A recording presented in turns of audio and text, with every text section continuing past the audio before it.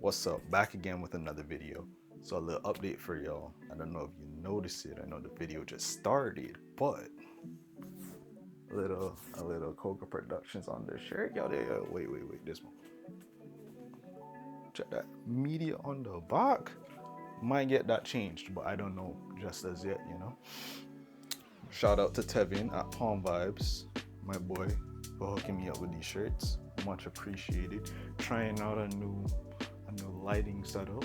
I hope y'all digging with it. I think I'm messing with it. I think this is the move forward.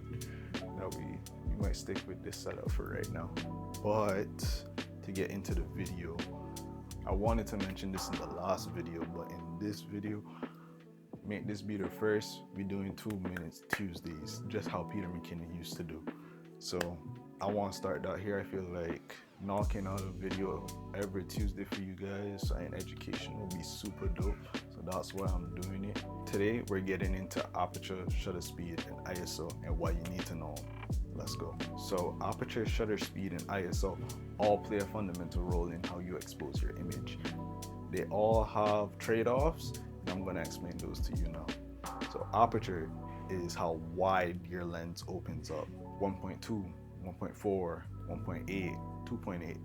Those are what we consider fast apertures. Those let in a lot of light, but they also limit the amount of things that you can focus on in different planes, allowing your subject to be super sharp, but the background to be super blurry. And for some things, that is what you want, but for other things, say you're doing like a family portrait where you have a huge family, you might not want to shoot that low of an aperture, because then you wouldn't get everyone in focus. You'd have somebody in focus and then somebody somewhere else really out of focus. Now shutter speed is exactly what it sounds like. It's how fast the camera shutter can open and then close, right? So faster the shutter speed, less light entering your camera. The slower the shutter speed, more light entering your camera. Really simple. Now the thing is with shutter speed, right, anything that moves in frame gets blurrier. So if you're shooting sports or cars or anything where you have a fast moving subject, you want to use a fast shutter speed so that your camera is exposed the image for the shortest amount of time to reduce that blur. Now let's talk about ISO. ISO is essentially how sensitive your camera sensor is to light. So an ISO of 100 would be less sensitive than an ISO of 6400, right? But the thing is, ISO's trade-off is the higher that you go, or typically the higher that you go in any consumer mirrorless camera, the more light you introduce. Now this is not the same.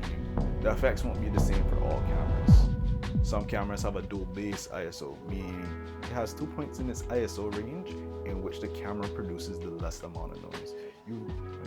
If I'm not mistaken, you find this in the Sony a7S III that has a dual base ISO of 800 and 12,800. That means once you set that camera in particular to those two ISOs, you'll have the least amount of noise in your footage.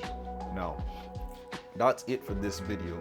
I really hope I stayed under 2 minutes. I really hope that'd be great. If not, we're gonna have to try again next week.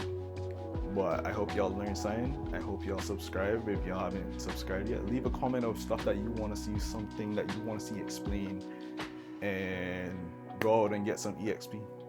Peace.